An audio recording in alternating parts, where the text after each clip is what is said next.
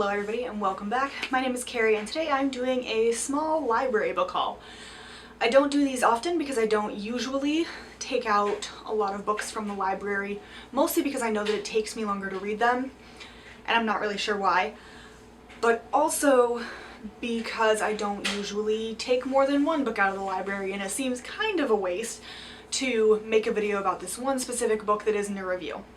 But this last week I went and returned the biography of Josephine, which I'd had for about 2 months, and checked out 5 new books, 4 of which are nonfiction. There is a theme, but I am very excited about these, so I thought I would show you. The first one, and I'm sorry if there's a glare, but this is gilded in so many ways, so here's hoping. This is Death of an Eye by Dana Stabenow. This is an ancient Egyptian mystery. It's set in the time of Cleopatra and her close friend Tetisheri. Again, pronunciation on this is going to be atrocious because I don't know how to pronounce ancient Egyptian names and I'm sorry. But Cleopatra's friend Tetisheri is basically told by Cleopatra, go find this person who stole my newly minted coins and killed this really important person in my government. And so off she goes to figure out the politics of ancient Egypt and all that fun stuff, because the other thing that should be noted about this is that it is the time of Cleopatra's reign when she's pregnant with Caesar's kid, and Caesar is in Egypt. And we all know how that ended. Not gonna lie, I saw this book and was just immediately taken in by the cover because it is so shiny. And yes, I am moving it because I'm hoping that at some point it's not shiny, so that you can actually see the cover in all its glory, but it's stunning. And when I found out it was a mystery set in ancient Egypt, I had to get it, or read it anyway, and so I decided to get it from the library because I'm trying to cut back on buying books. Next one is Sex and the Sea by Mara J. Hart. This one, I just wandered through the nonfiction section looking for something that I hadn't read before, or hadn't read anything about before, and I know basically nothing in or about the ocean. I know that it is giant, I know that it is wet, I know that it is dangerous, and I know that it is amazing. That's all I got.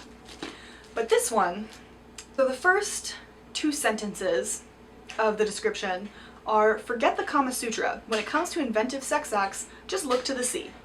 And then the last sentence of the description is part science, part erotica. Sex and the Sea discusses how we can shift from a prophylactic to a more propagative force for life in the ocean. And I'm sorry, that was just a hilarious way to describe this book, but then I started reading it and it's great. There is, it seems, a lot of wit and humor injected into this nonfiction, and I am very excited to learn about something that I never thought I would read about, but here I am going to learn about how different species have sex in the ocean, because why not? Then we have North in the World, which is a collection of poems by Rolf Jacobson, and it is translated by Roger Greenwald. This, again, I was just wandering through the nonfiction. Basically all of these except for the mystery, I had no idea I was going in for. I just went in and found books that I would never pick out unless I was wandering through a bookstore or a library, which is why we need them. But my heritage, as I'm sure I've mentioned before, is Norwegian and Swedish, and this author is Norwegian. He died in 1996, I believe. 1907 to 94. And this particular book has both the Norwegian poems and the English poems side by side. I do not speak Norwegian, although I can catch some of the words.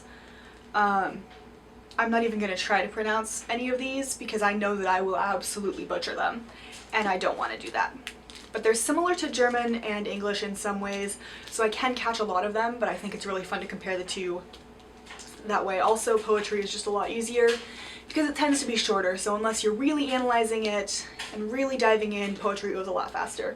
But I decided I should dive into something from my heritage, and poetry seemed like a good way to go, especially given the other nonfiction books I checked out. Then we have Rise of the Necro, Fauna, The Science, Ethics, and Risks of De-Extinction by Britt Ray. This is, also a nonfiction, because 3 nonfiction, 1 poetry, 1 mystery, but this is about how you can bring back species like the mammoth and the dodo and whatever else we've killed off, and why that might not be a great idea and why it might be a good idea. Stuff like that. I don't really read scientific anything often, if ever, but this really caught my eye in part because of my friend Chelsea, who reads I don't know if she reads a lot of science, but she really enjoys science and dinosaurs and that kind of stuff. And this caught my eye. I thought it was very interesting. It's not something I've thought about, but I figure if it's not something I've thought about, it seems like something I should read. That's good logic, right? Sure. The last one is A History of the Redhead by Jackie Collins Harvey.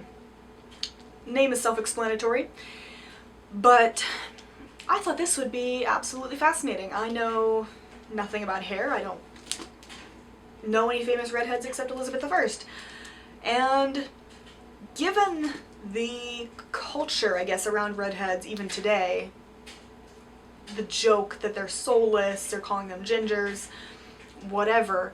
Oh yeah, Ron Weasley's a redhead, his whole family, that was dumb. But moving on. This just was intriguing to me. Because, I mean, why not? Why would you not want to learn about how these people with certain hair colors have been perceived all of history? I mean, humans are completely arbitrary anyway, deciding who's better because of skin color. But now we've just decided who's better based on hair color. None of this makes sense to me. So I'm gonna read and see what the history of it is, because why not? There is a theme in that I didn't know I was picking most of those up, and that there's a lot of nonfiction, and that none of them are things I would read normally.